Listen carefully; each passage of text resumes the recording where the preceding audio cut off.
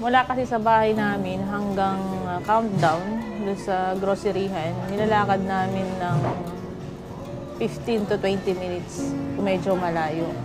Mahirap pag wala kang sasakyan dito sa New Zealand. Ganito ang buhay namin dito sa New Zealand bilang isang OFW. Kung ikukumpara mo sa Pilipinas o sa bansang dating napuntahan mo ay malaki ang pagkakaiba. Pag araw ng aming day off, wala kaming ginawa kundi kumain, matulog, maglaba, manood at saka tatawag sa pamilya sa Pilipinas. Bihira lang kaming lumabas kasi dito sa New Zealand mataas ang cost of living. Malaki ang sahod pero mataas ang mga bilihin. Kaya sobrang tipid namin at isang beses lang kami mag-grocery sa loob ng isang buwan.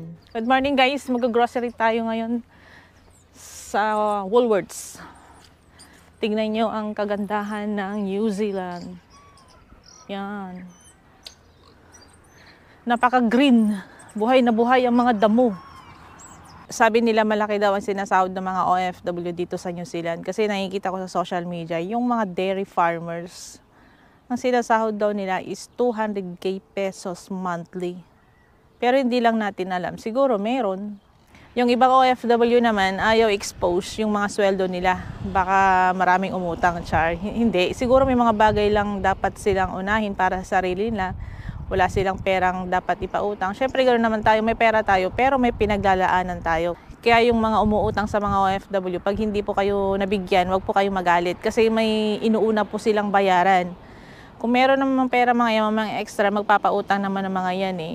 Pero pagkakaumpisa pa lang, huwag nyo munang utangan kasi nagbabayad pa yan ng mga utang nila. Kasi yung mga ginastos nila papunta sa abroad. Pag naghanap ka ng trabaho dito sa New Zealand, kadalasan po is online. Mag-a-apply ka ng visa online. Kukuha ka ng tax number online. Magkano nga ba ang sinasahod ng isang OFW dito sa New Zealand? Base po sa ating mga kaibigan na matagal na pong naninirahan dito sa New Zealand, kumikita po sila ng 200k monthly pero depende po yan sa iyong trabaho. Mas malaki ang sasahurin nila kung meron silang overtime at meron silang holiday pay. Kung gusto nyo po magtrabaho dito sa New Zealand, visit nyo lamang po ang Facebook page ng IPAMS at saka Eagles Recruitment Agency. Ayon po sa ating mga kaibigan, legit po ito nagpapaalis papuntang New Zealand. Kung gusto nyo naman agad makahanap ng employer at hindi na kayo dadaan sa mga agency, pwede nyo pong i-visit ang website ng Immigration New Zealand. Nandyan po lahat ang mga in-demand na trabaho dito sa New Zealand. Kumusta?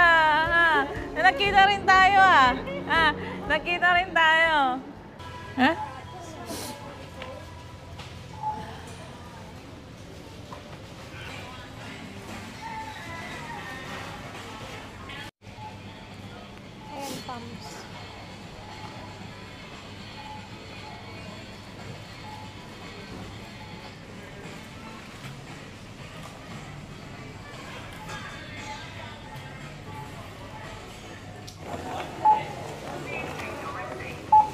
Hanggang sa muli po mula sa New Zealand, Joancy Fernandez po, isang OFW advocate, Heart of Asia.